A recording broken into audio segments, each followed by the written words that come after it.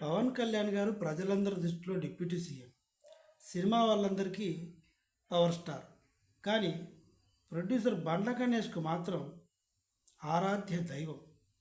పవన్ కళ్యాణ్ని ఎవరైనా మర్యాదగా మాట్లాడకపోతే మొత్తం ముక్కలు ముక్కలుగా కట్ చేస్తా, నరికేస్తా, బ్లేడ్తో కోస్తా అని మాట్లాడతాడు.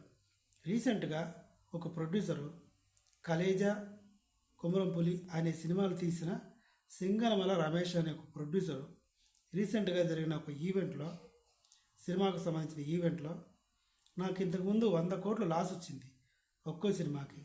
షూటింగ్ లేట్ అయ్యేసరికి ఆ కాస్ట్ అంతా నా మీద పడింది. అందరికీ జీతాలు ఇవ్వాల్సి వచ్చింది. ఆఫీస్లో ఎక్స్పెన్సెస్ పెరిగిపోయింది. సినిమాలు కూడా దొబ్బినాయి.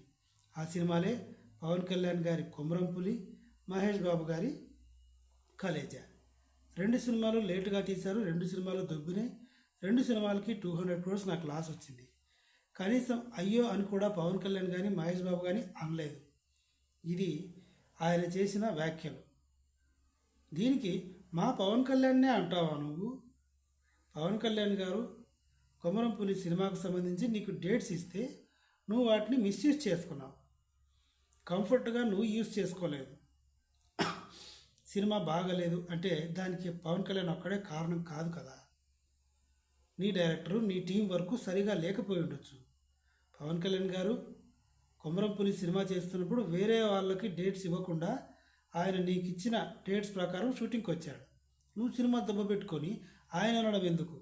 ఇలా చేస్తే, ఇలా వ్యాఖ్యలు చేసి పవన్ కళ్యాణ్ గారిని ఏమైనా అంటే ఇట్స్ నాట్ గుడ్ అని వార్నింగ్ ఇచ్చాడు బండన్న. మహేష్ బాబు గురించి అయితే మహేష్ బాబు గారి ఫ్యాన్స్ ఇంతవరకు అయితే ఏం మాట్లాడలేదు.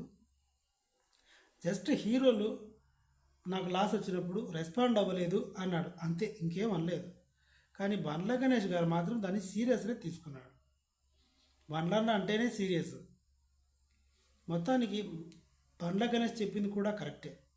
సినిమా ఫెయిల్ అయిందంటే దానికి కారణం హీరో ఒక్కడే కాదు కదా. మరి డైరెక్టరు, మ్యూజిక్ డైరెక్టరు, ఎడిటరు, మొత్తం క్యాస్ట్ అండ్ క్రూ అందరు మిస్టేక్స్ ఉంటాయి. ఇదనమాట స్టోరీ. నా ఎక్స్ప్లెనేషన్, నా కంటెంట్ మీకు నచ్చితే తప్పకుండా నా ఛానల్ని సబ్స్క్రైబ్ చేసి నాకు సపోర్ట్ చేయండి. Thank you.